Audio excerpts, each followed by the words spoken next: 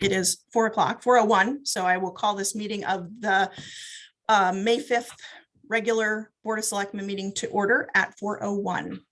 And I think we have a couple of motions to order. Motions to add. You first, Rufus. You first. Okay. I'd like to add to as item 7.4 in new business. I'd like to add, I'd make a motion to add Town of Kent resolution supporting recognition of the month of June as LGBTQ+ Pride Month. Second. Thank you. So I'd like to make a motion to add. Wait, we gotta vote on that one. Oh, okay. All those in favor? Aye. Aye. Thanks. Go ahead, Rufus, make your motion. To add 7.5, a discussion regarding looking into a town van for medical purposes.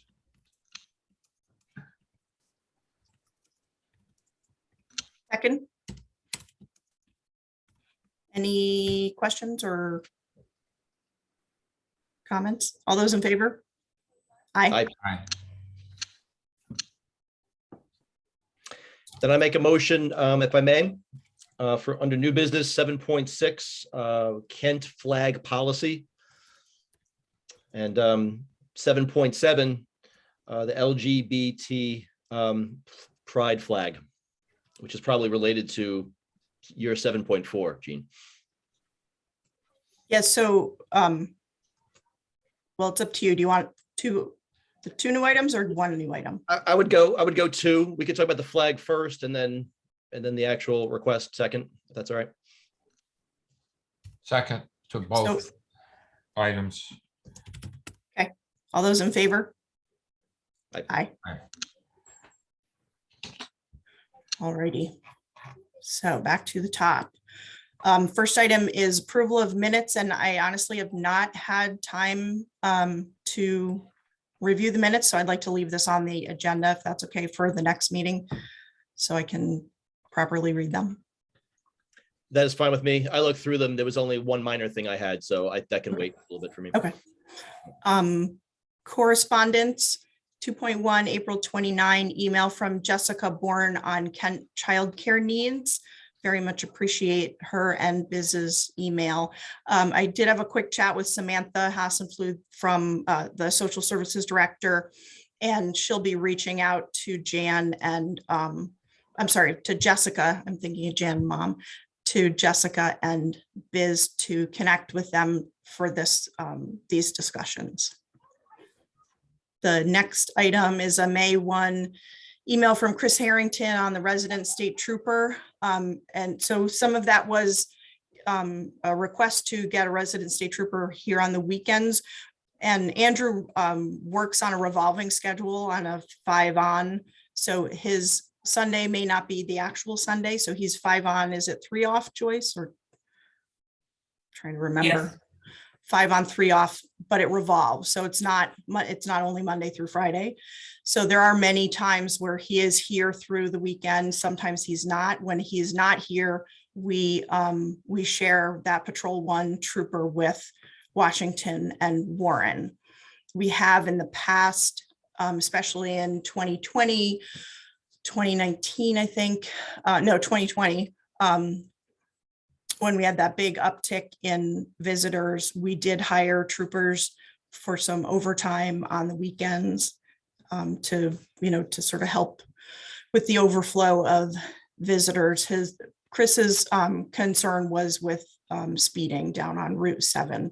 So we can, I'll have Rick and I can look at where the next spots are for that. We were going to put your speed signs, and we could do an encroachment permit to put a sign in that area to see what the data looks like. And it's also a great deterrent.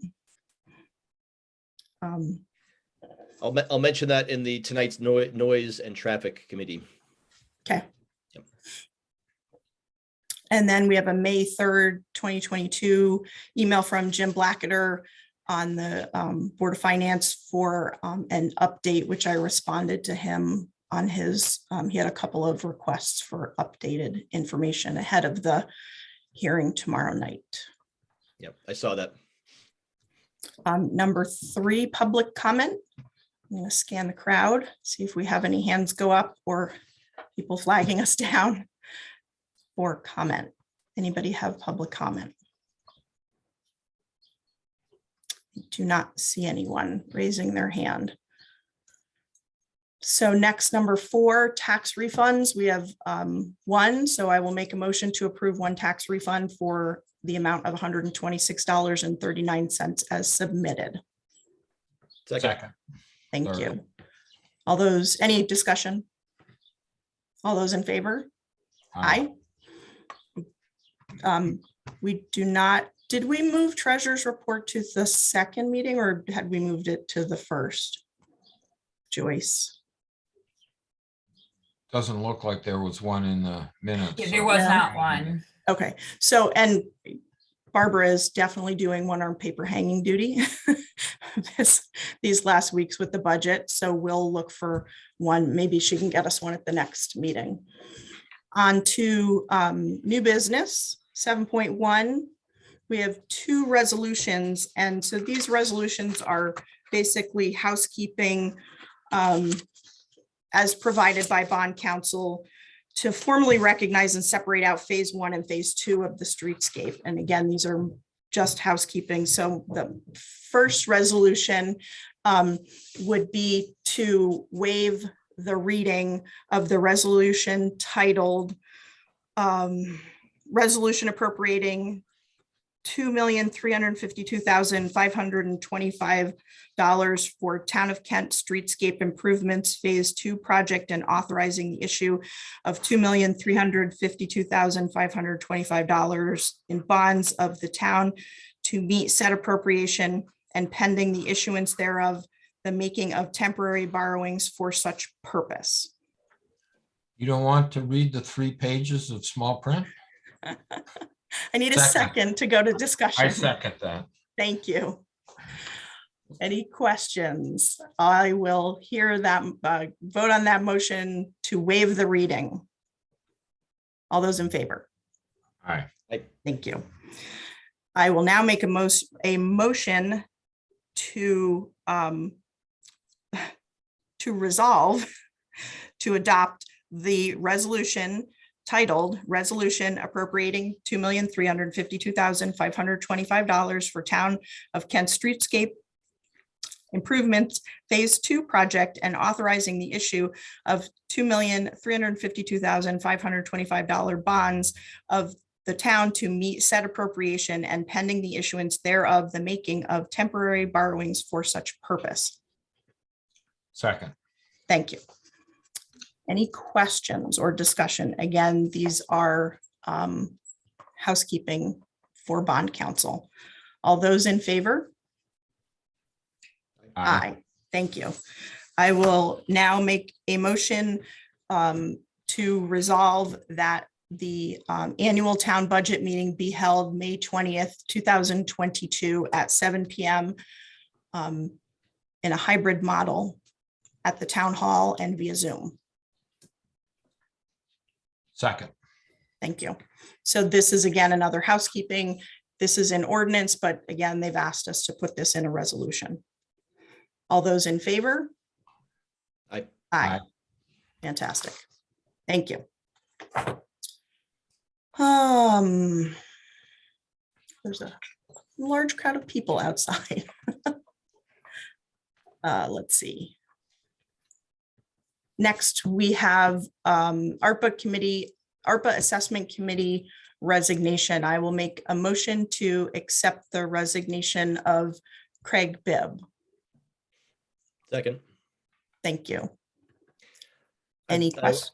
I would just like to say, for the record that, I appreciated his work. He did a lot of good work for the committee. And so, thank you to him while the time he was there. Great. All those in favor of that motion? Aye. Aye. Under 7.3, 3, I make a motion to accept the resignation of Chris Naples. Second. Thank you. Any questions, discussion? All those in favor? Aye. Aye. Thank you. Under 7.4. So at a recent Democratic Town Committee meeting, they requested consideration of a resolution in support of Pride Month coming up in June. And there's an advocate in the Litchfield County area. She's very well respected across the state. Her name's Audrey Blondin, and she's just kind of an amazing individual. And I think through discussions, the DTC came out with this request to the board. So I took the suggested language that they sent, put it in our format, had town attorney give it a review, and it is in your folder. So I would like to make a motion to waive the reading of the resolution titled Town of Kent Resolution Supporting Recognition of the Month of June as LGBTQ+ Pride Month. Second. This is just to waive the reading. Second. Thank you. All those, any questions or No, discussion? I'm voting. Okay, all those in favor of waiving the reading? Aye. Thank you. Aye. So now I'd like to make a motion to resolve to adopt the resolution titled Town of Kent Resolution Supporting Recognition of the Month of June as LGBTQ Pride Month. Second. Thank you. So do you all have any questions or discussion? I mean, we're in 2022. I am, without getting teary, proud mom of a gay daughter. And we just need to be leaning forward and supporting and celebrating, all people. This is a great way to make a start. Has this type of resolution occurred before with other months, with other groups? Is this unprecedented? Is this precedented? Is this, what? I don't know. I don't have any history. Joyce, Darlene, anybody have any further history? I know there was a POW flag that flew for many years.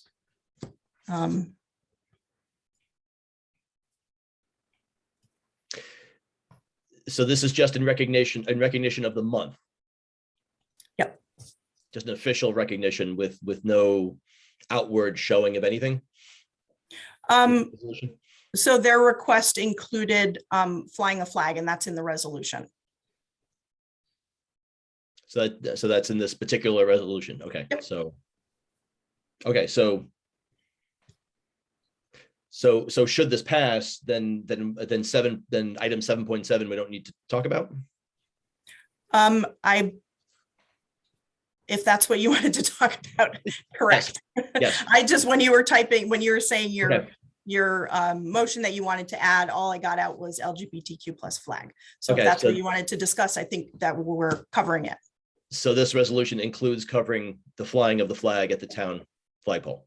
Yep. Yes, at the bottom. Yes, underneath the American flag.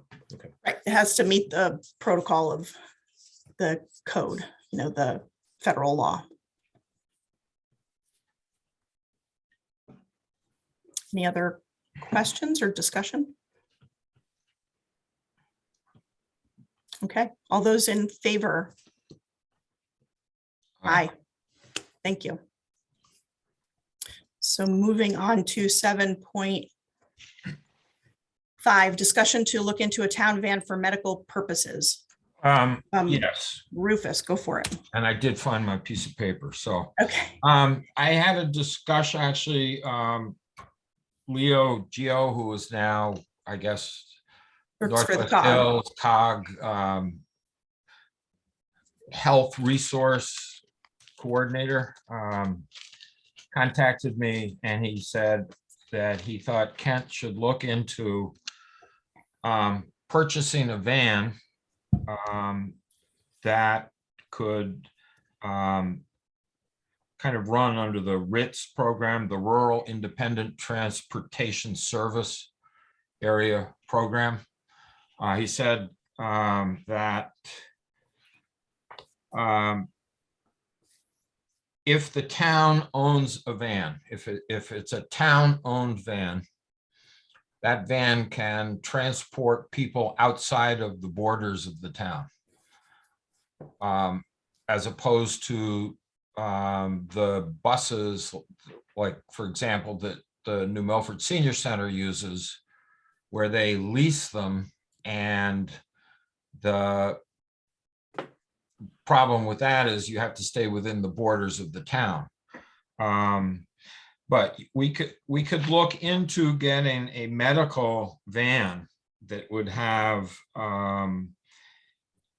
handicapped accessible, and take residents to medical appointments elsewhere, i.e. Sharon or Torrington if it's near Charlotte Hungerford, or if there are doctors in New Milford, whatever. And that we would then be able to get reimbursed under grants for those service hours.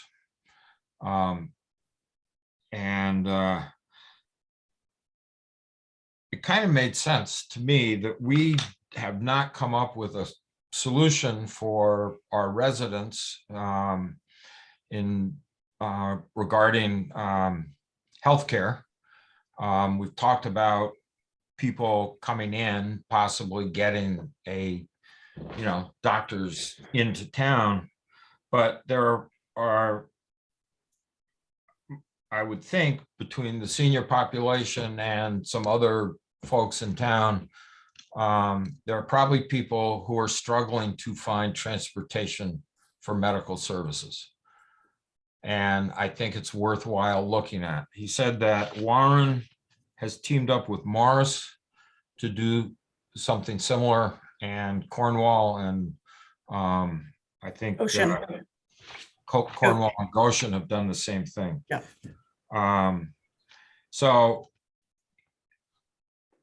I think it's definitely an interesting program to look into more, and that might possibly be an excellent use of ARPA funds. Be town-owned. There would have to be discussion on, drivers and this, that, and the other thing, but I definitely think it is worth exploring in detail. So, yeah, so transportation obviously is a huge, huge barrier. I did a number, gosh, it was a year and a half ago. I had a conversation with Bob Valentine, who used to be the first selectman in Goshen, and he actually, Goshen manages the grant. They house the vehicle. I believe it's stored at the Goshen Town Garage complex. He did lament to me about the amount of paperwork for the deliverables for the grant is very, very daunting. I think that there are, so the rural transit bus, the Dial-A-Ride, there's a program out of Gear. I wonder if,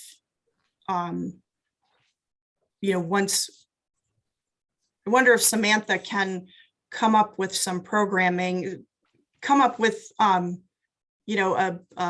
better way for all these different transportation services that are already available, that have I know the transit district went through some struggles with their executive director. They got a new executive director, and I know that what's his name? He used to be the first selectman in Warren, Craig something.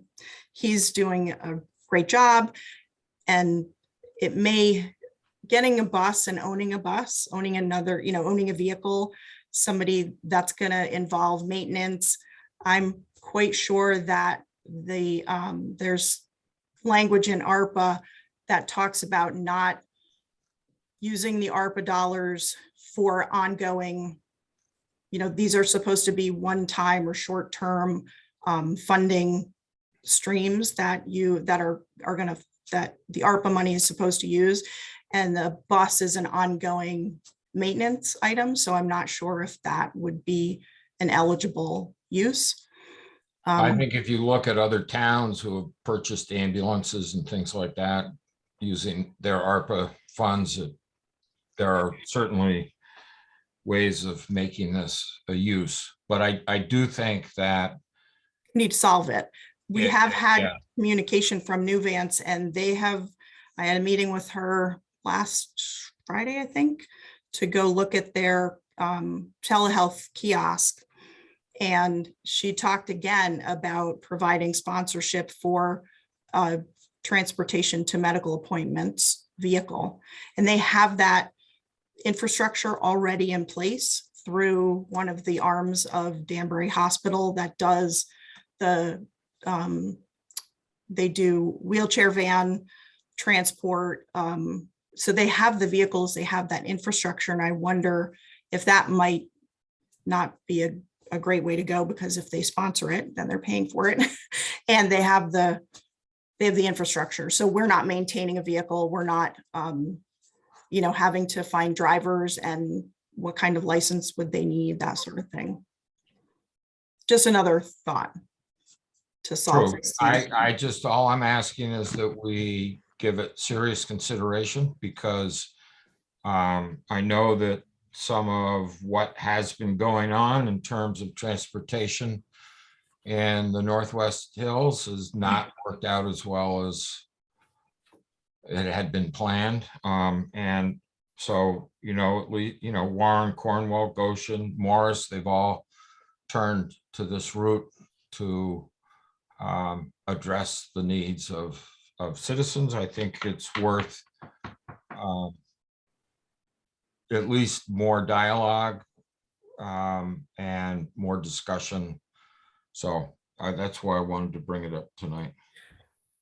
How about Samantha and I have a one-on-one on Monday, I think, and we can go over that and maybe make a connection with Leo from the COG. And Ruth Epstein happens to be the Kent representative on that Northwest Transit District Board of Directors, so we can reach out to her as well and maybe come up with some options to bring back to the board to talk about, so we can head towards a solution. Sounds Does good. KCS have a bus that we could possibly use in the short term, or is that a possibility? They have a bus. I'm not sure of the implications of, Yeah. I don't know anything about if there are limitations on what the bus can be used for. I have no idea. Yeah, just something to look into maybe.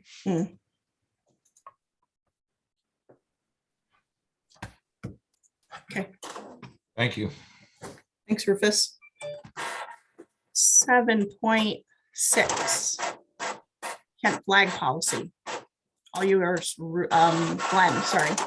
Yeah, thank you. No, just something I wrote up because of the rainbow flag that we just voted on. I thought about just the flagpole in general, and what other groups might want to have a commemorative or ceremonial flag, because that may come up again. And I looked around out there. I tried to find a more restrictive resolution out there, and I looked at the town of Berlin, Connecticut. They had a pretty restrictive, or relatively restrictive resolution. Looked at the city of Portland, Oregon. They have a pretty loose kind of policy about ceremonial commemorative flags. And very recently, Shurtleff versus Boston. I mean, there was a Supreme Court case that was very interesting. And that was just that decision came down the other day. So having done what we've just done, I thought if and I don't know if the town of Kent has a flag policy. Maybe I'm just making this up from thin air, or maybe there is something else there already. That's what I would just like to talk about, actually, because because there are those out there in the town and in the world who do believe that it should just be the flag of the United States on that flagpole. And then there are many others who believe that there should be ceremonial and commemorative flags underneath that flag. And so I just put this together, starting with the United States flag, just looking at various policies that need to happen for that flag. But it's really at the very bottom that I want to just talk about briefly here. And I wrote this up here. This is something we just talk about. I mean, we don't have to, to vote on this necessarily, but maybe others maybe we need to think about it. Maybe it needs to be vetted even further, but I think it warrants discussion. Policy display of ceremonial and commemorative flags at town hall. A ceremonial flag, it's a flag associated with a special observance, public ceremony, or other similar event. Commemorative flag is a flag that honors or celebrates an event, group, or cause. Just get the definition out there. Policy purpose. The purpose of this policy is to standardize the manner in which ceremonial and commemorative flags may be displayed at the flagpole in town hall. And just a few ideas. Number one, the flagpole at town hall is not intended to be a forum for free expression by the public, meaning that any old flag out there, because there are many flags, many ideas. This is not meant for, it's not meant for, a hugely wide group here. I mean, this is a pretty big deal that what we just voted on. Two, the Board of Selectmen will only consider resolution requests from tax-paying residents of Kent who wish to display a ceremonial or commemorative flag on the flagpole at town hall. It's got to come from within the town. Three, ceremonial and commemorative flags shall be displayed only by adoption of a resolution by the town's Board of Selectmen. We just did that. Shall be provided by the requesting tax-paying resident of the town of Kent. Shall only be displayed on the flagpole located at the town hall exclusively under and no larger than the flag of the United States. And this is the big one. Commemorative and ceremonial flags shall only be those that represent official day, week, or month observances in the United States by presidential proclamation. There are a lot of those day, week, and month-long proclamations, of which what we just voted on is one of them. These flags shall not be displayed for a period of time that shall be displayed for a period of time that's customary for the observance and no longer than 31 continuous days per calendar year, meaning 1 month. And then DPW personnel responsible. I'm assuming they're responsible for the raising and lowering of flags. I don't know what you all think about this. It's, I just started, this is just a conversation, but I think at some point today, soon, we might need to standardize this because we may be inundated at some point. And just to point out the Boston case, between 2005 and 2017, the city of Boston has 3 flagpoles. And one is for the flag of the United States, one is for the Commonwealth of Massachusetts, and one is usually reserved for the city flag. But that's the flagpole that is used for ceremonial and commemorative flags. And in that time period of 12 years, they have had 50 different flags. 50. So do I expect 50 requests at some point? I don't know. Probably not, but we may get more than just this one. So just something to consider. I want to be, as inclusive as possible, and cognizant that other other folks might want to raise a flag in this manner. And of course, there's precedent for this. I think the POW MIA flag was flown at one point at Town Hall, I think. It is currently flown at the flagpole at the post office and the Veterans Monuments. So to just be cognizant of that, what do you all think? So I think we need to be really thoughtful about this. There's a lot of case law about flags. I handed this off to Randy to take a look at. We don't even really have a place for a policy. So we have an employee policy manual. Doing it via resolution is the right way, just as we did today. That would be a proper way to do this. I don't know if making a policy for federal law, we don't need a policy for federal law because we have to abide by federal law. I think we need to just take another look at this and make sure that we understand what we're really looking to do here. I agree. And just to say that, the city of Boston won. They told Mr. Shurtleff there that he could not fly that flag that he wanted to, and it was a religious flag. And then he brought it to the Supreme Court and they overruled. So, so they're, yes, the law says a bunch of things, and different courts interpret that differently. So I think we need to just be aware of that. And, do we need an official policy? If town attorney says we don't, then we don't. If town attorney says we should, then maybe we need to think about it. But if that's where you kicked it, Gene, then that's where it is. So what did he say? I thought I would hear back from him. I was just checking my email and I haven't gotten anything back from him yet. Okay. The only thing that I think we might need to look at, just a quick thing, was, you talk about tax-paying residents. What about a tax-paying business owner who is not a resident, but is a taxpayer in the town?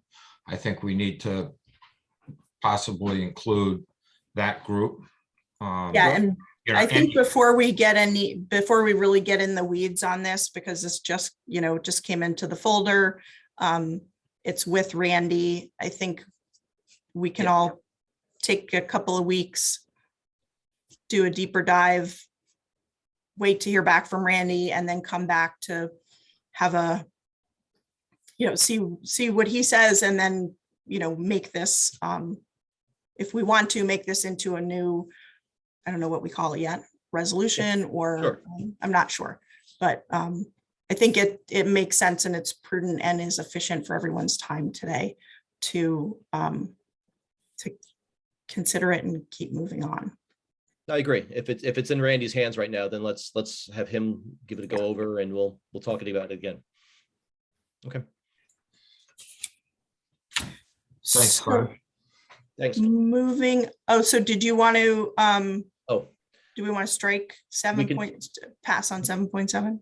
we can pass on that or strike it, or however that happens officially. Yeah, since we've already voted on that already. Okay.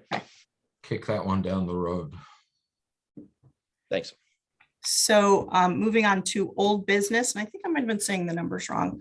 8.1 assessor and tax collector computer issue update. Do we have, I'm just scanning the room.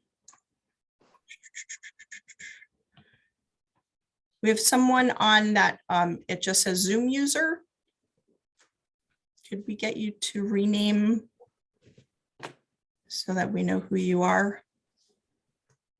I was looking for someone from the assessor tax collector. Joyce, have you heard any feedback from their offices? I know they did purchase some upgraded monitors adding a monitor to be able to have that dual view, because they're often accessing multiple databases. Oh, somebody put something in the chat. Jen must be having issues. She keeps jumping in and out of the meeting. Okay, so we can come back to that. Do we, the person who is Zoom user, do we know who that is? Can you let us know who that is?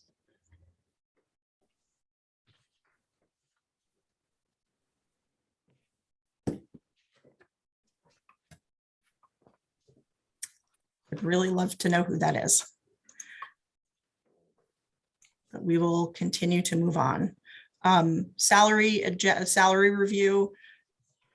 I'm just gonna put it out there that I haven't had a chance to dig into it. I am very hopeful that once we get through budget season, it's a big document, it's almost 100 pages, that we can maybe at this first meeting next month, we'll really try to do our homework and come with some thoughts on how we should sort of formulate this process to get through this agenda, this review, so that we can start ahead of the next budget season. So that's the Town of Kent Management Review Study that we talked about having 5 questions about coming back. Yeah. Is that the one? Okay. Haven't even had a chance. I started to last night and I just said, I'll focus on the first 9 pages and avoid the last 90. So whatever. So it's long, but okay. Yeah, that's fine with me. I've got my questions and but we can do that another time. Yeah. Is that okay with you, Rufus? Yeah, I think it almost needs to be in a Special meeting. meeting where that's it. Yeah, that's not a bad idea. agree. I think so too. Let's get through the budget. Let's get through the budget.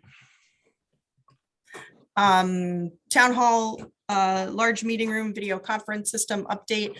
Really don't have anything new on this. Joyce submitted a request for ARPA funding, and we'll be getting those recommendations from that, the committee soon in the next few weeks.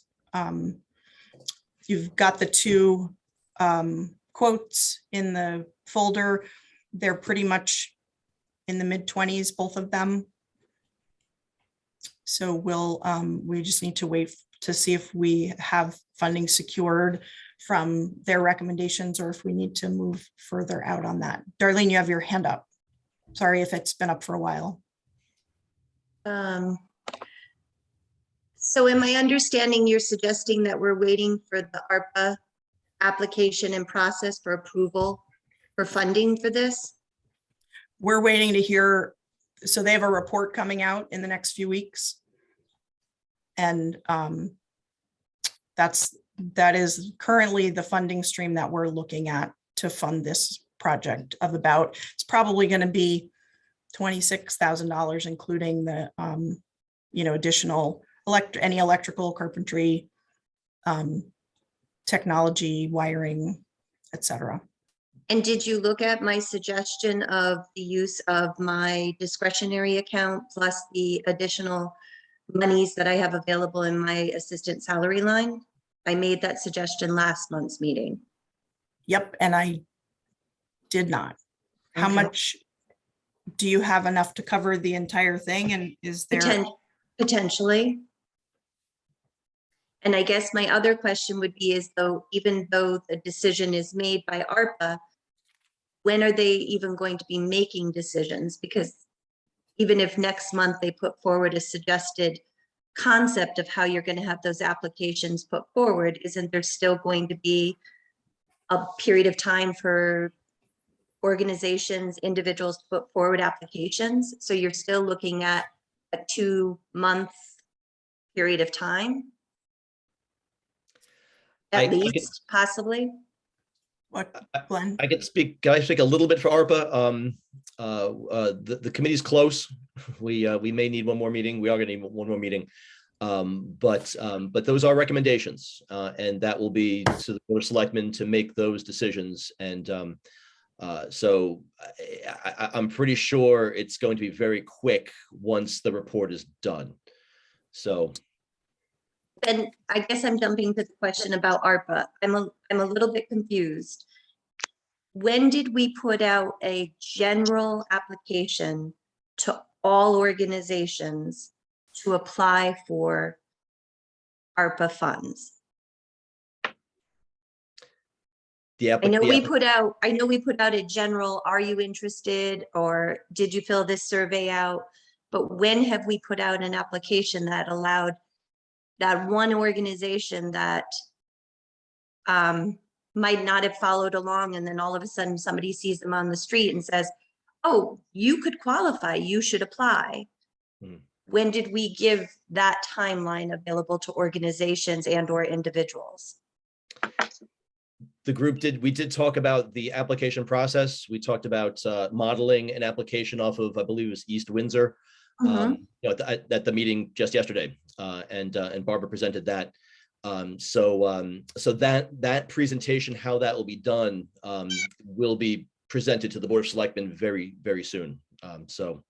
Right, and I think that that's what I'm piggybacking off of, is just that, yes, I know that the ARPA Assessment Committee has worked very hard to put forward a presentation, but there's seemingly still a delay of time in that if there's an application, review of applications, then there's going to be allocations of and decisions to be made.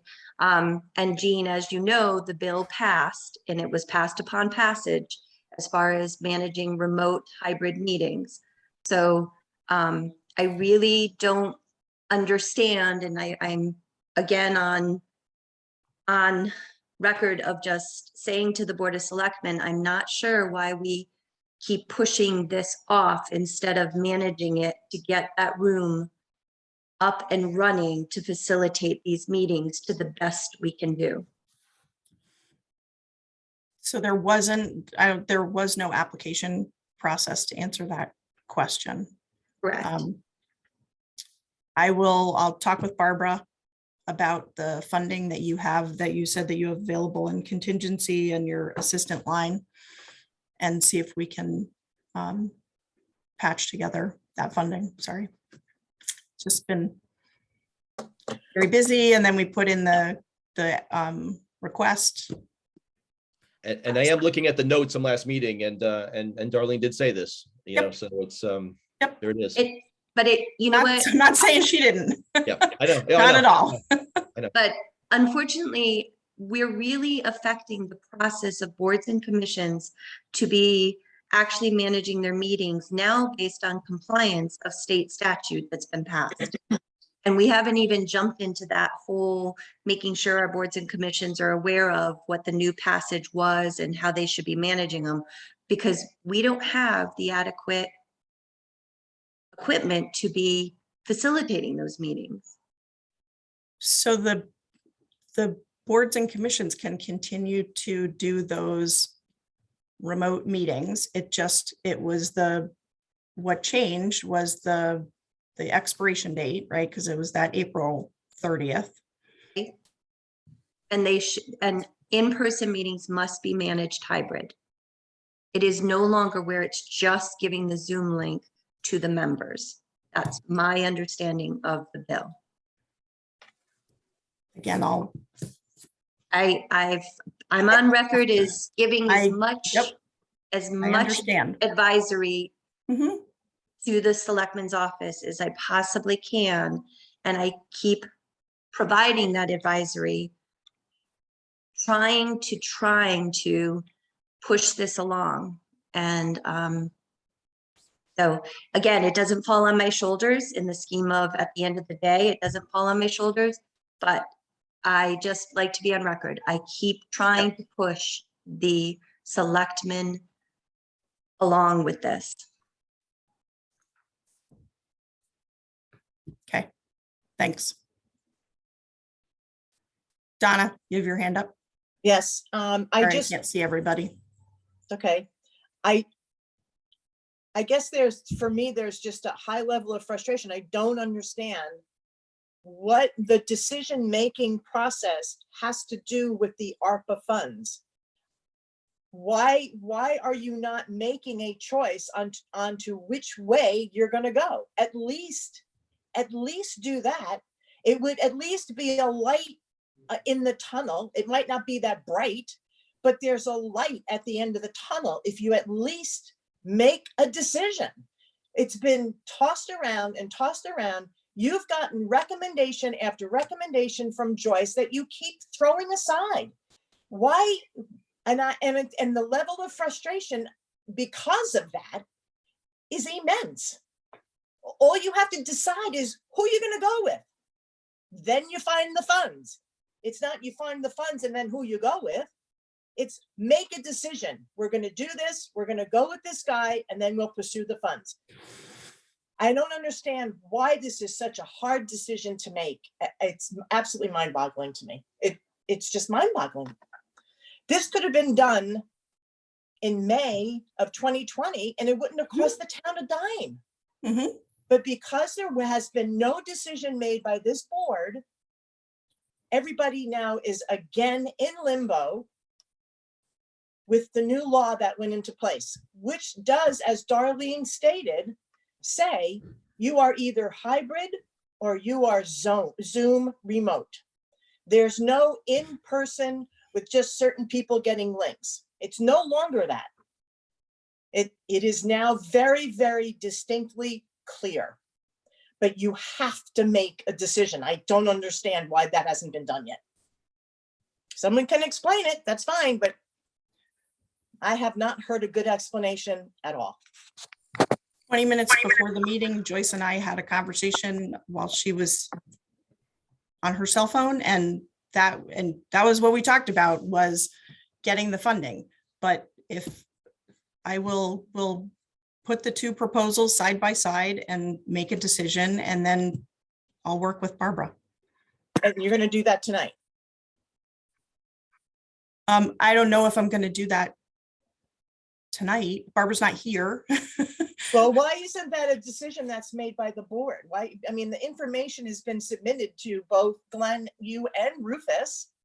And so So- why is it that the Yeah. board can't vote on it and make the decision as to which one they're going to go with based on the recommendation that was made by the person that you gave the job to make a recommendation? If you weren't going Can to you, take her Donna, can you recommendation, just take a breath and be a little bit more respectful in your tone? I would No. really, really appreciate I'm it. curious. I'm just asking politely and respectfully if we can all just come from a collegial place. That's all I'm asking. Okay, I'm going to be nice and We sweet can- now and ask, can you please make a decision with the board, have the board make a decision based on the information that was submitted by Joyce, the person that you assigned the job to? That's my request. And then I'm done.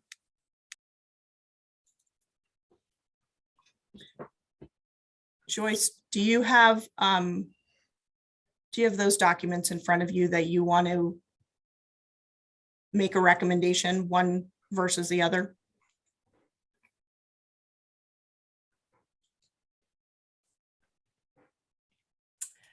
The documentations are in the folder.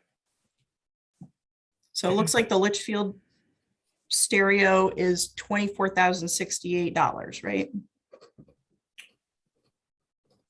And I believe that does include what I asked to be included. Is I that, sent you all an email that regarding the recommendations. I sent you an email and not one of you responded to me. From Stereo King about the recommendation process. I sent that on April 28th at 1:12 p.m.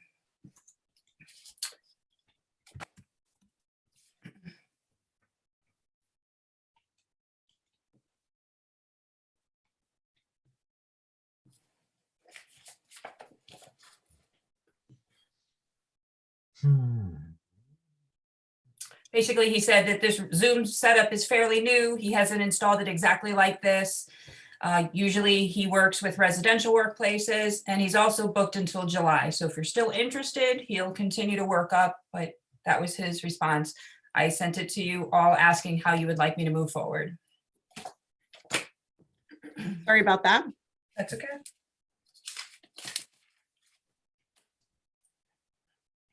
And as far as recommendation from Yucatec, it's your own IT company. They really didn't feel it was necessary to send referrals.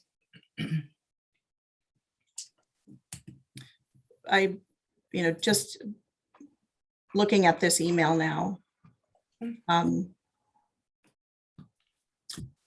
Seems to make sense to go with Yucatec because they do the commercial end of things. They're our IT vendor. They know the building. I'm trying to see if there's truly a difference. Did Litchfield Stereo include any carpentry or electrical? It's hard to tell. There will be additional electrical with Stereo King. I believe he himself was going to hang the TV, so the carpentry work was not applicable for him.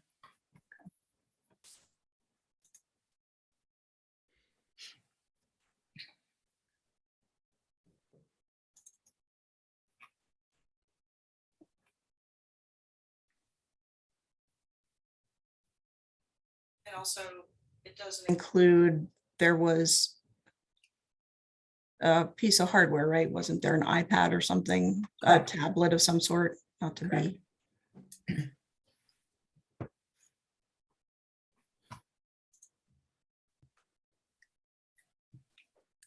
So this quote for Yucatec.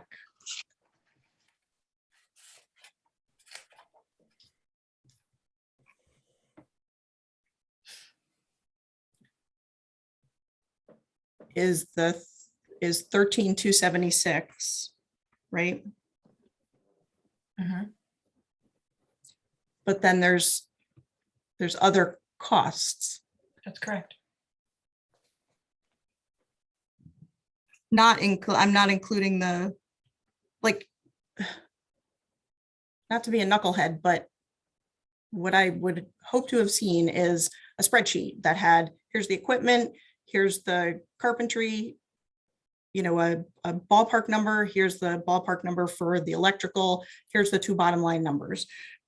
But so I'm looking at one email from them that's got a 7,700 on it, right? That's correct.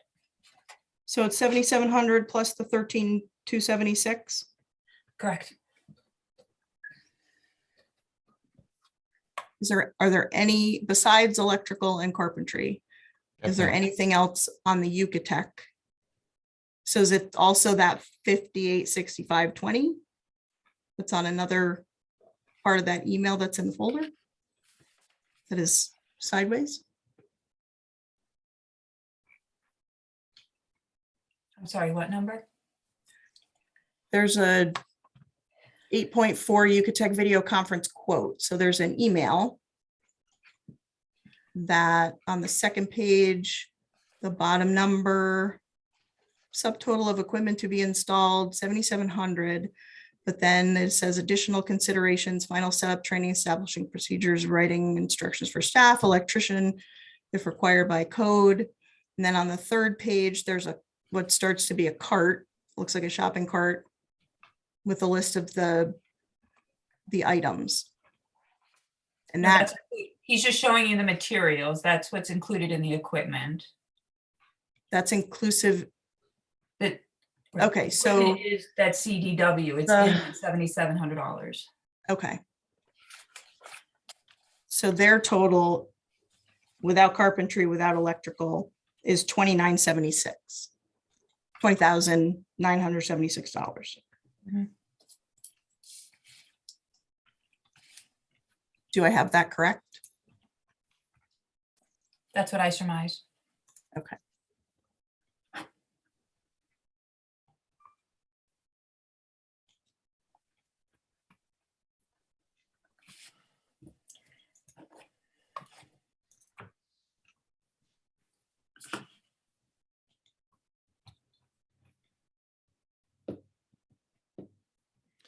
Do the TVs need to be mounted on the walls? Could they be put on carts? Or they are going on a wall? I think they should go on the wall. Just having them on carts makes them susceptible to getting damaged and knocked over.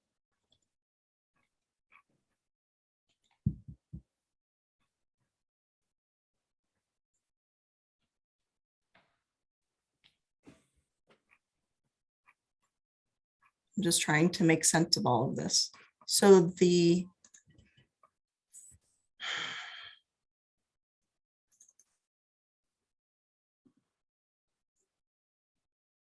document 8.4 Yucatec quote update,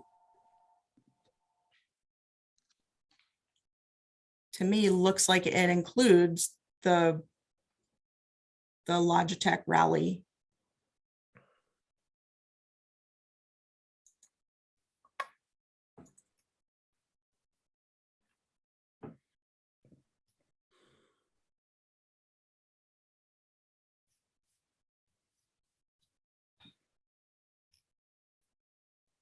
Yeah, some of these things are duplicates, so it looks like this would actually be lower.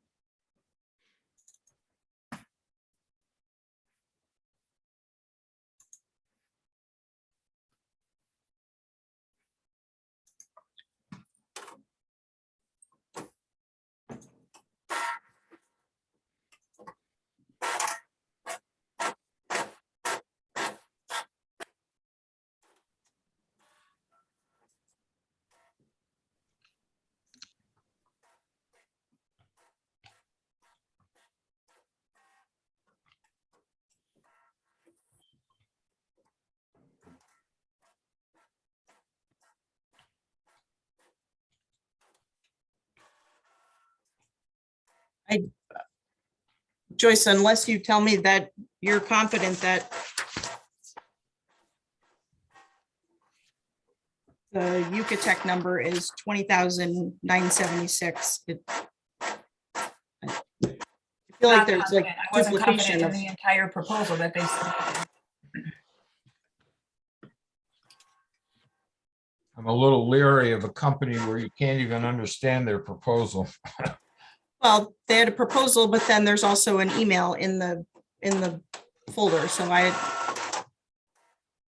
need to just take a look at it, and we can sit here in silence and I can look at it right now, or we can move on. And we can put this on the May 11th meeting, Well, add it to that special meeting. Is that time it- enough? it seems to me that this issue has been on our agenda for many months, Yeah, and that seems to be coming to a head. We need to do something soon. And there seems to be some frustration. So if we sit here and whether it's silence or otherwise, I think we need to make a decision tonight, so we can put this to bed. And Dar said we could use some funds from the town clerk discretionary fund 2 weeks ago. So I think we need to make a decision and move on. And I've said that in a previous meeting, even before last 2 weeks ago. So let's make a decision. somebody could like to make a motion. More than happy to have somebody make a motion. I'll make a motion to accept the Yucatec quote for the hybrid meeting hardware. Second.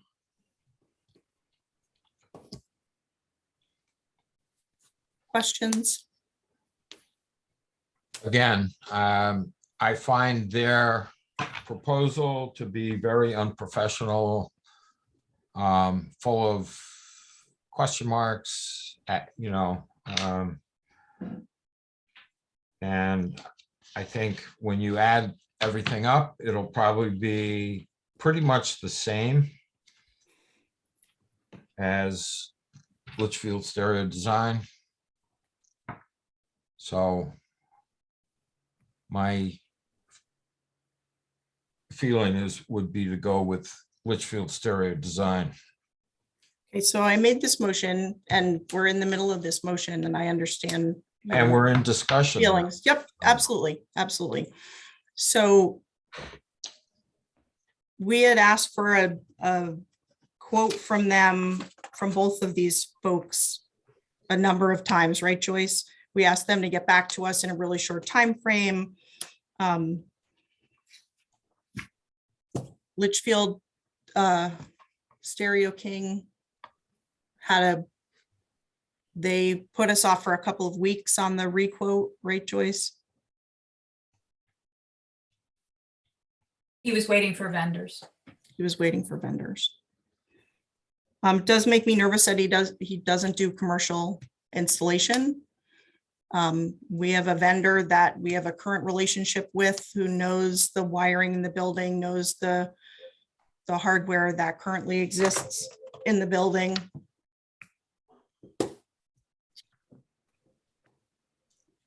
Knows municipal hardware needs and requirements. I think it makes sense this is going to be a simpler install with these folks. I think it makes sense.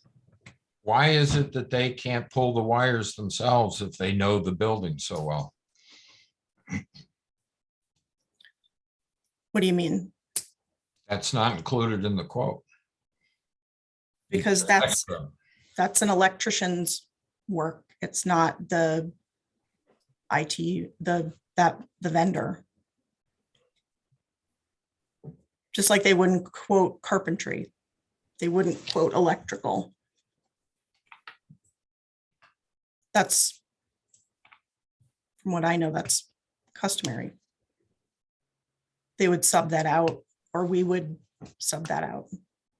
Right, Joyce? Yes.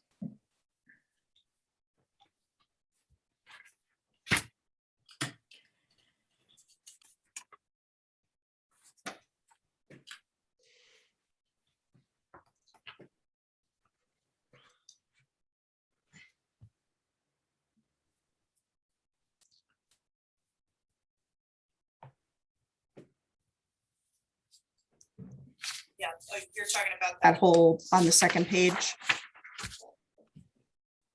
for the electrician.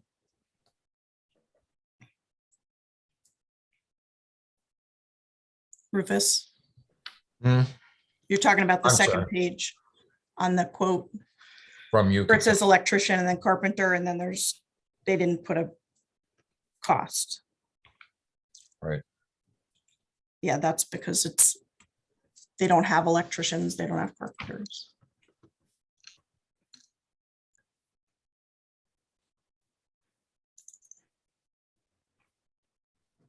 What's the motion on the floor again?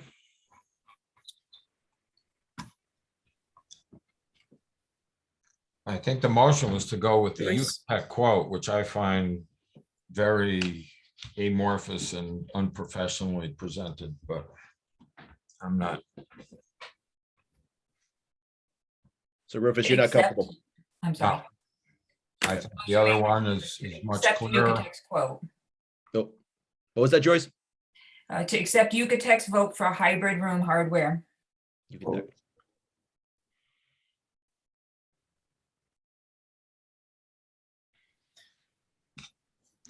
So And the other one would be 20, not 24, because of the tax wouldn't be applicable. right, so it would be 20. 22.6 approximately. So Rufus, what would you like to see more, Rufus? I think that it was clearer what our costs are with Litchfield Stereo Design, and it was just their proposal is more straightforward and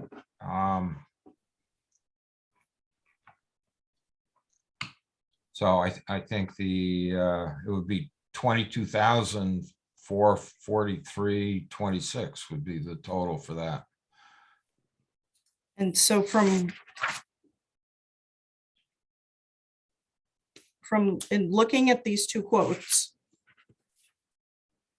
the for Yucatec,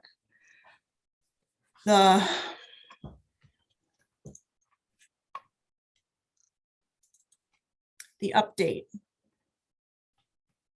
So that's the 573514, and then the 66405, 666498, 23749. So that 77, 76, 69 is, so this original one from Yucatec was, it's not additional. Their quote's gonna be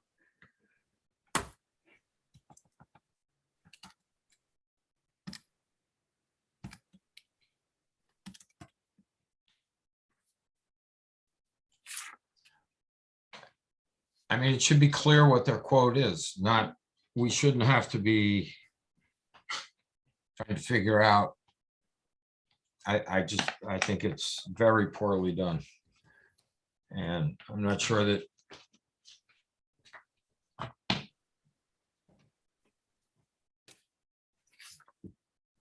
that's the right company to go with. Whether they've done other things in the town hall or not. And Darlene has written in the chat, right? This does not include electrical and carpentry. Right. For Yucatec. Okay, for either one, right? for either one. I don't think it includes it for either one. Joyce?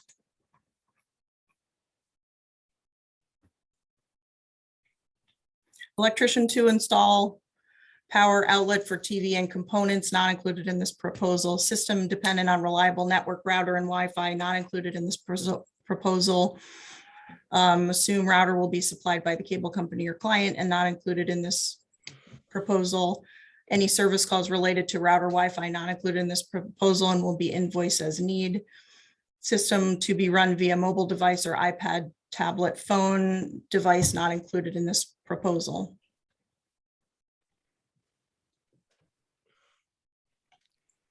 So it's gonna, this proposal for 22,000.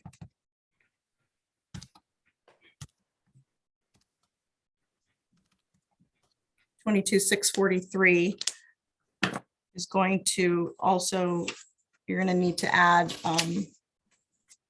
the device, so an iPad, that's, you know, $1,000, $1,500.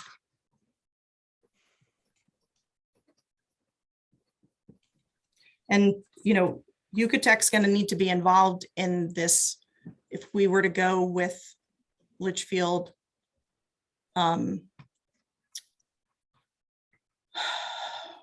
Litchfield stereo design. Yucatec still has to be involved because they do everything else in the building for all of our hardware. So, and our Wi-Fi, our internet, so there's gonna be that additional cost to have them come in. Electrical, carpentry. And we're now having a second vendor installing hardware. So now we have two vendors that we need to deal with for hardware going forward.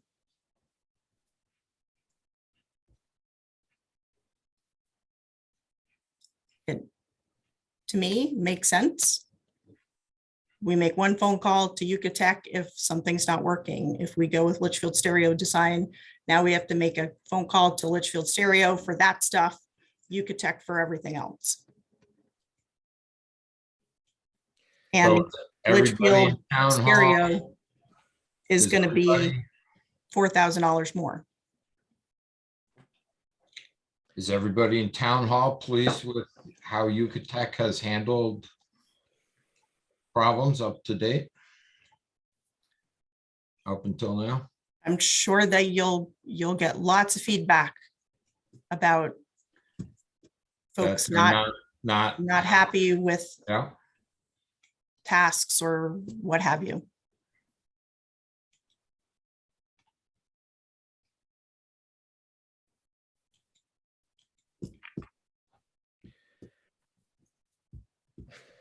So we have a situation where we need this now.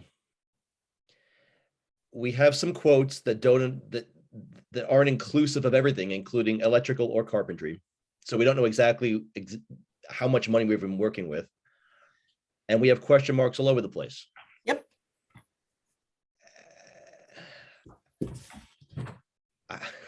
I mean, I want to make a decision, but I'm not quite sure where to go. But I know we need to make a decision soon. I mean, dare we call a special meeting to make this happen? I mean, it's crazy to me, but I see that as the only way. So I can We focus need on to- one thing, this issue, because I've. Yeah, and I think we need to get this all parsed out into an Excel spreadsheet. I think we need to have Joyce call an electrician to just come in and give us a ballpark, and have a carpenter give us a ballpark, even if it's, you know, here's my hourly rate, or figuring out what an hourly rate is. So we have some sort of ballpark to put into this equation. I feel like we're just flying Well, there's two blind, issues. and I've been, go ahead. And the first is the equipment. And for both of them, we're gonna have to get a carpenter or an electrician in, so you want to go locally for that, and then, but do we make a decision on the equipment end of things now?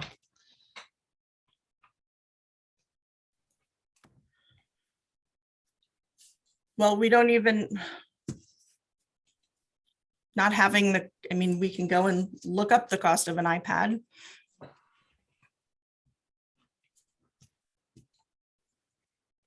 But that's missing from the quote.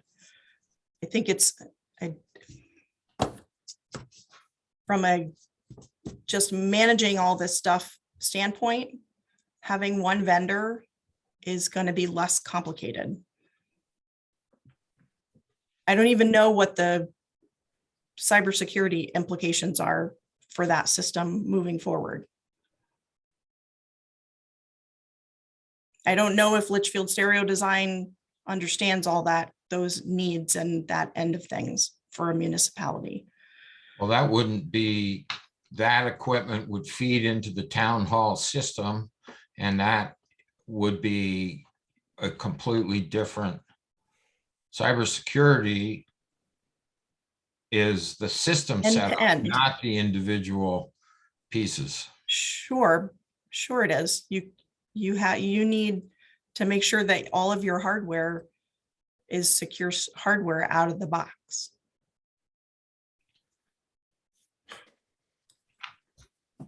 I can rescind my motion. We can vote on this motion. I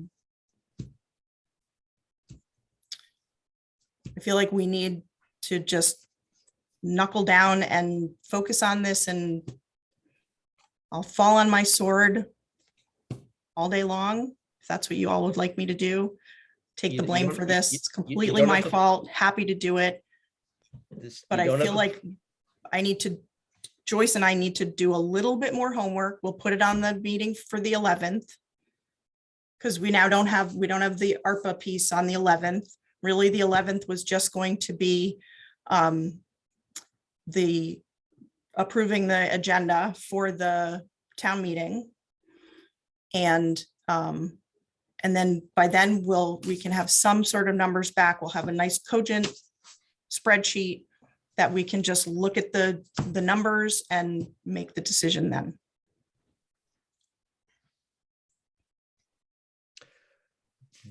Hold on. So we were supposed to have a special meeting on the 11th. That was going to be primarily the ARPA Yes. Needs Assessment Committee with their report. And yeah, and that will be like, I think we do have a meeting then, like ARPA's continuing. So I mean, we could still have a special meeting on that day. Yeah, because we need to get the agenda for the town meeting approved. Yes. So we were going to do that anyway. That was on the agenda for that meeting. So we were not going to cancel that meeting on the 11th. We were going to go Okay. forward with that meeting on the 11th to do that housekeeping, but now we still have time to add this one Yeah. piece back in there. Gives Joyce and I a couple of days to get our ducks in a row and come back with a proper, complete picture of this.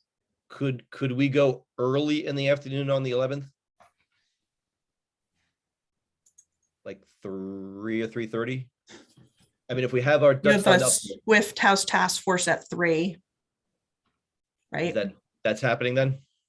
That's what I'm looking at Google Calendar.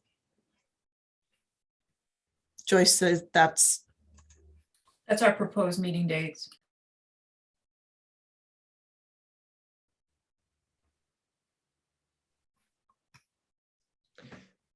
Hmm. 11th is going to be hard for me. I would not be able to get there by 3 anyway. Okay. Yeah. 3:30. I could be there. Could we do Tuesday? It's a much better day for me as a whole.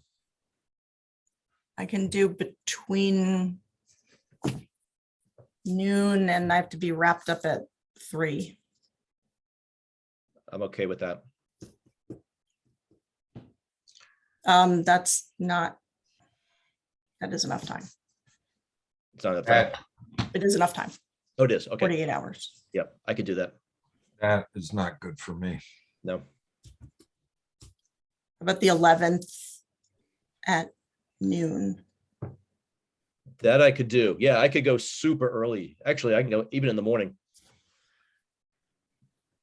That's true. I have a 10 to 11:30. I could go noon. Rufus, I would be free at noon. We'd have to be done in 90 minutes.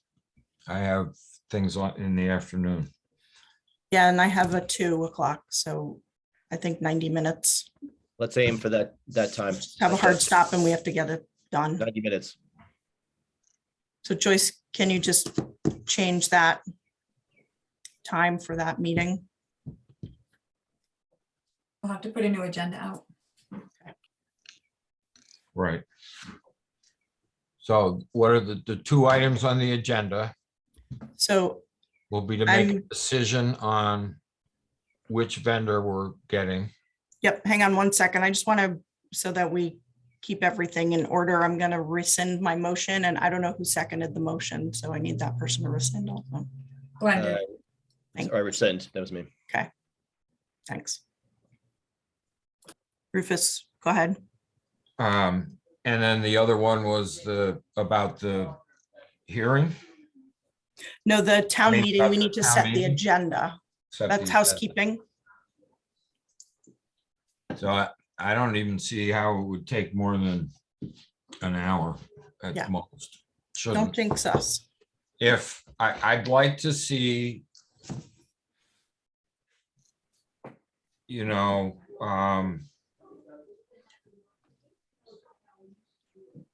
two quotes that are more like the one that,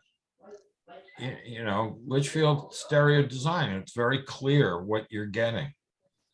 We'll lay it down so it's That just was- comparative so that it'll make sense and we can have some decision making with the full picture, including any more hardware, the electrical, a ballpark for the electrical, ballpark for the carpentry. Well, they may not be able to give that to us. That No, would come that's not going to be elsewhere. them. That's going to be Joyce and I. That's going to be Joyce getting some numbers. And I think that I had asked to make sure that there be an owl included. So that we include that because we should have one for the small meeting rooms.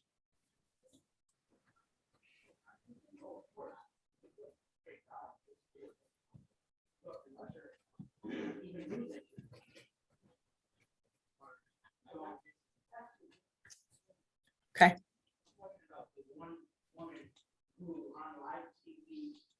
All right. So noon on the 11th, Wednesday. We're going to make a final decision on this. High noon. on High By the- noon. noon. Final decision. All numbers, all quotes, as much visuals as possible. Let's go. I see Jen got stable internet, right? There she is. Jen, just going back to the computer issue update for your office. Is there anything new?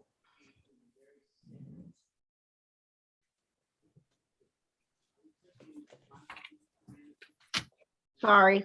No, I haven't really had to do any of those processes. They will be coming up in June, so I'll certainly let you know.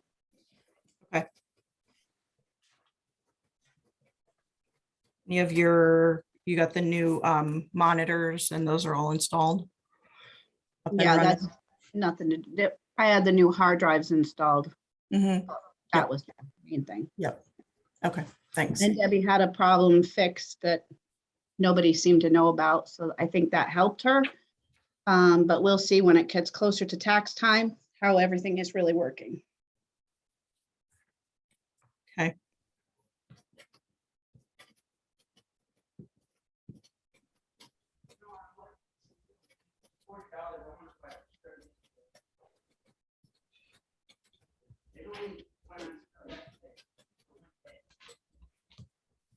Moving on to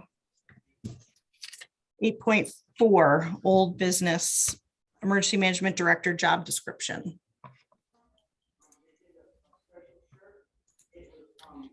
I had a couple of things to say about that. So the last meeting we had, we talked about the need to outline a responsibility for this position because we need to look for one, a person who's interested in this. We did talk about adding the word volunteer to either the title of both of these at some point, which I don't see anything. I don't think anything's changed from the last No, time. and I don't think it should be added. It's just, it's a position. I mean, these job descriptions are taken right from the state emergency management director job description, the standard for the state under the statewide grant that we would be applying for. It's right from there. I sent understand it to John Field, who's the DEMIS coordinator, for his review. He had a couple of minor edits, which I made. And that's the result of what you see here. Nope, I understand. But then at the last meeting, I'd asked if there was ever a job description for this position, and Yeah, and I thought I sent it out. I stayed here until 10:30 that night and I found it. did not see it. Actually, it was not in the Google Drive, unless I'm missing No, it. I would have emailed it that night or the next day. Okay, so I mean, again, I haven't seen that, so I'm glad you found it because I would like to take a look at both actually and see how the previous one was worded. And then I thought in this meeting, if you couldn't find it or if there wasn't one, is there another job description in town that I can look at this side by side, because I just do not feel comfortable. I don't feel comfortable supporting this if I don't see something else. I would like to see the other job description. I would like to see something that's comparable. I will send it because- again. Yep, because again, I mean, we're making a job description for volunteers, and that's not standard operating procedure, it seems, right? Here. So this is we keep getting muddied or focusing on that word volunteer. So this job is a job that is in statute. It's codified in the law of Connecticut. Yes. In order, the way that the state framework works, which is the way that the state deals with emergencies. And maybe, Eric came and did a presentation, David came and both of them came and did presentations.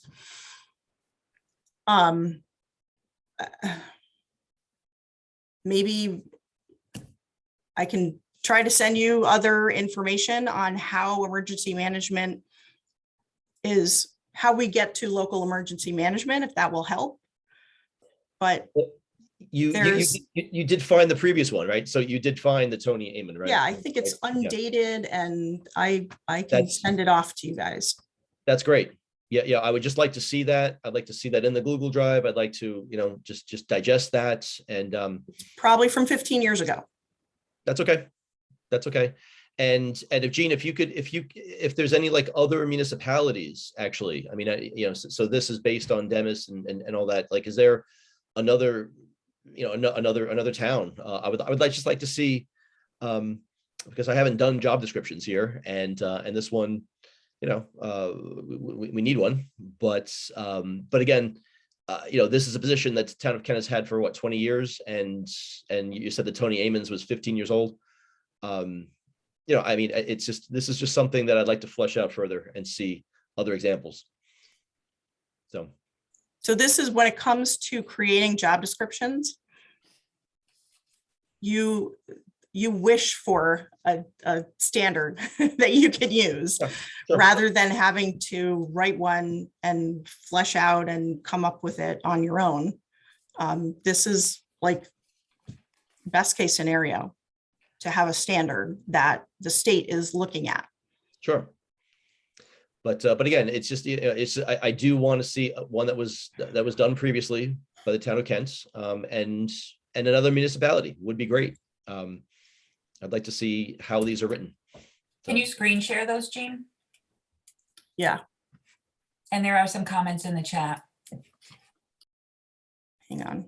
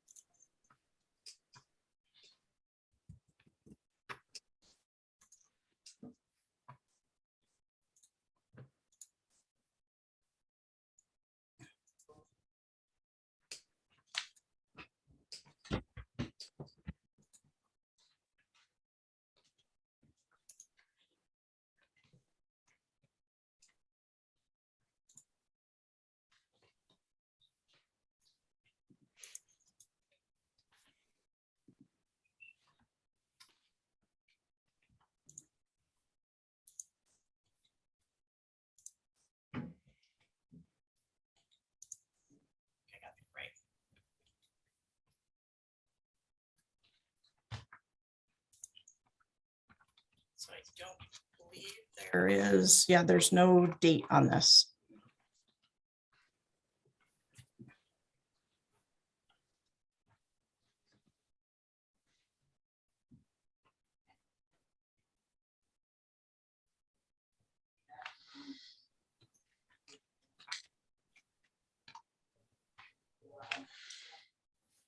I think you should send that to us. In Okay. addition to just sharing it.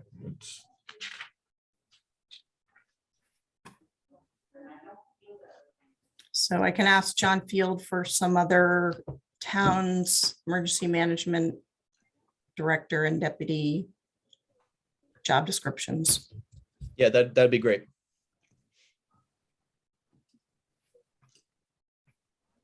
So we are heading directly into hurricane season. And I spent the entire day last, when was the emergency management symposium, statewide emergency management symposium was Wednesday. Hearing from state officials about cybersecurity, the opioid epidemic, more cybersecurity, and they always wrap up the day with who's now become sort of iconic staffer at Demis. His name is Doug Glowacki, and he provides the hurricane season predictions, and it's all from NOAA and National Weather Service. And so the predictions are for an increased, more active hurricane season. Obviously, we all know what's happening with climate change, and we're going to have more severe weather. And we have no emergency management director. So all the more reason to get things in the Google Drive so we can make a decision. So Yes, and I'm going to say again, Glenn, everything that you're this saying, is I the agree. state standard, I and agree with everything you said, but all the reason to get things in the Google Drive so we can Okay. actually vote. So this is what we said last week, and this has actually been the problem I with sent the, the hybrid system. right, but We just have to I just- sent that to you all. but I will send it again. We'll put it in the Google Drive for the next meeting and we will go from there. And there's some other things I can send out to you so that you can get a little bit of understanding and education on what this job really entails. Good.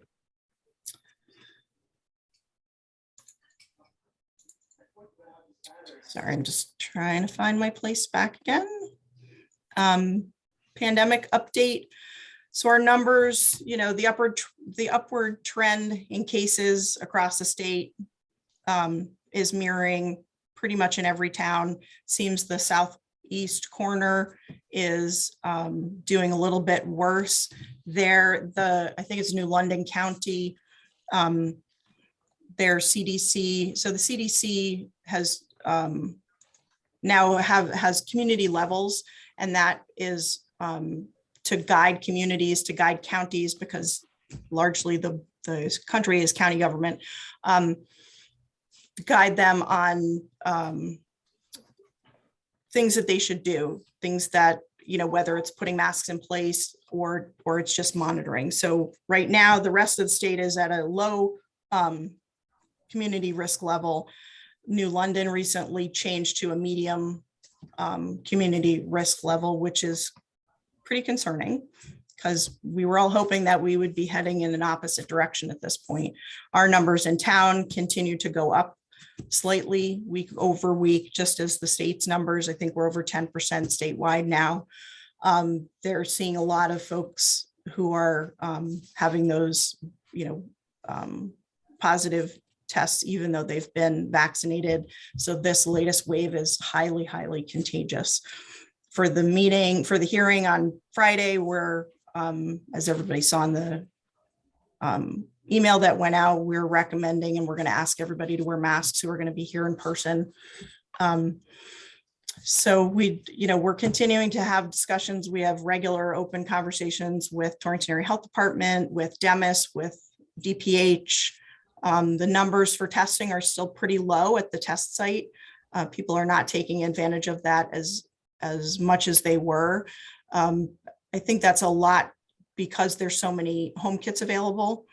We've been handing out more home kits than we have in the past. We're not out of the woods, so just be extra cautious. If, we're all used to wearing masks, so, come get some masks and wear them in the IGA, wear them when you go out shopping, wear them when you go to, social events whenever possible. I know that everybody wants to get back to life, but, we do need to continue to just be vigilant. So I don't have anything. Jean, before you move on, with that being said, the Board of Selectmen has not made a decision on the actual meeting on the 20th. Is that in person or is that hybrid? I mean, Zoom only or hybrid, I'm sorry. I'll need that for the warning. For the warning, not for the agenda.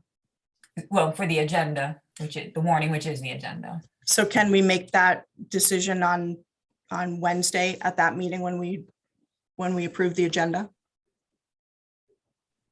Is that within the time frame? Yeah, but it would be nice. It would be nice to know which way I'm. Well, we're doing this hybrid for The hearing. the hearing tomorrow. Yep. My assumption was that we would do the same thing for the town meeting. That's 2 weeks later. Right. I don't have a crystal ball. I can't tell you what the numbers are going to look like, but I think we need to just be flexible to understand that if in a week's time, even on the 11th, we're in a completely different place and the numbers have gone through the roof, I think we need to make a different decision. Okay. I don't know, that was sort of putting it out to the board. So you're saying you want to make a decision on what day? On Wednesday?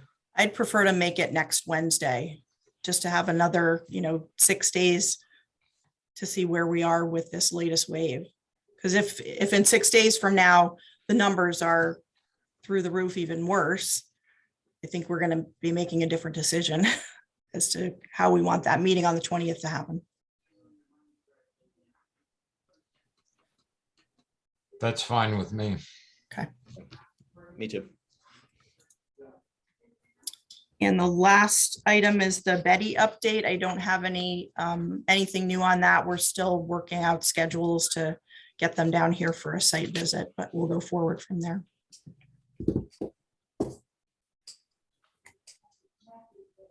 Oh, that was strange. My phone didn't want to tell me what time it was. According to Apple, it is 5:37, and I will make a motion to adjourn. Second.